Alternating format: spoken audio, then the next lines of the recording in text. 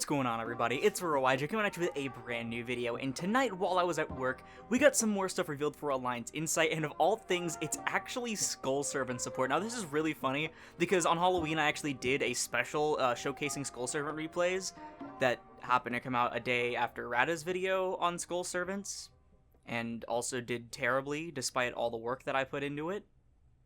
Anyways, I'm always excited to see this deck get more support because it's so silly and so much fun to play, even if it's just like really like the definition of mediocre. But like every time we get something else that just seems like super broken on paper for Skull Servant, but that only helps get King out more efficiently, it just brings a big smile to my face. So I don't want to waste any more time. They got two new cards. Let's go ahead and get right into them. Starting off, we have Moissa Wight, which I don't know. I don't know what that's going to be actually translated to. It sounds like a really weird accent for Jesse from Breaking Bad. Moissa Wight, we have to cook. It's a level 1 dark zombie with 300 attack and 200 defense. And you can only use the second effect once per turn. It becomes Skull Servant while in the graveyard, of course. On summon, you can add a Skull Servant or any card that mentions it from your deck to your hand, but you're locked into zombies for the rest of the turn. And during your main phase, you can normal summon a level 4 or lower zombie in addition to your normal summon or set. So I'm assuming the main play with this is to normal summon it and then go for a like White Princess, I believe, because White Princess will then dump the White Prince, who will then add more stuff. So that's pretty good.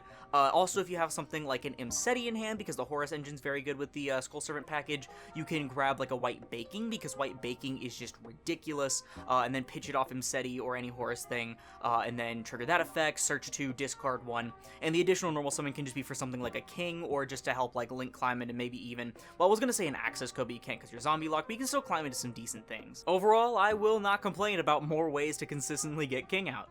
And then the next card we have, I saw the name for this card already. We have Wight Master.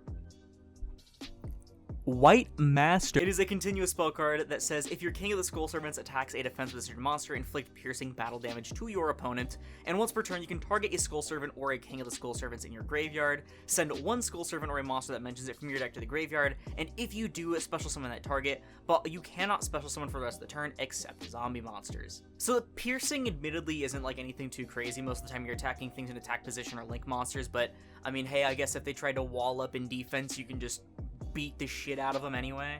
The zombie locks are a little bit annoying on both of these cards because that does prevent you from going into like certain Horus plays or anything like that, except for like, well, I guess if you have Zombie World set up. Hey, honestly, it's still not, like, super bad or anything like that, because being able to reborn a King of the Skull Servants from your graveyard after dumping it off of, like, a White Baking that you pitched after you added it, or something like that, or if you, like, linked it off into a zombie or something, you can just also dump another White Prince to dump more things, or dump the White Baking in the first place. There's just a lot of things that you can do with both of these cards by, like, just being able to consistently search and dump more Skull Servants into the graveyard is always going to make King even bigger, like, constantly, and I do really like that. So with that being said, what do I think about both these cards overall? I think they're pretty funny, and they do what Whites do best, which is make King very fucking large. Again, I kind of don't like that it constricts a little bit with the other engines you could play, such as like Dangers, Horus, stuff like that. So maybe adding these to the pile of Skull Servant stuff isn't going to be like the greatest compared to playing like I don't know, like a more pure Skull Servant deck if you'd ever want to do that. Or I guess you could play like a Zombie World variant now, because I guess that could be funny. You can actually go first by making Baller Drock, but I don't know, that's just my opinion. Let me know in the comments below, because that's gonna do it for the video. If you like it, please leave a like, as always, put this video and the channel into the YouTube recommended, and for this content you're somewhere like the rest of my review series, then perhaps consider subscribing and turning notifications if you haven't already, because support your channel more than anything else, and it's absolutely free, and we're very close to hitting 6,000 subscribers by the end of 2024. Also, be sure to check out my Patreon down below to see what you can get from my $1 and $5 tiers if you want to support me financially while getting some awesome benefits. Once again, thank you all so much for watching, and I'll see you in the next one. This is Aurora, signing off.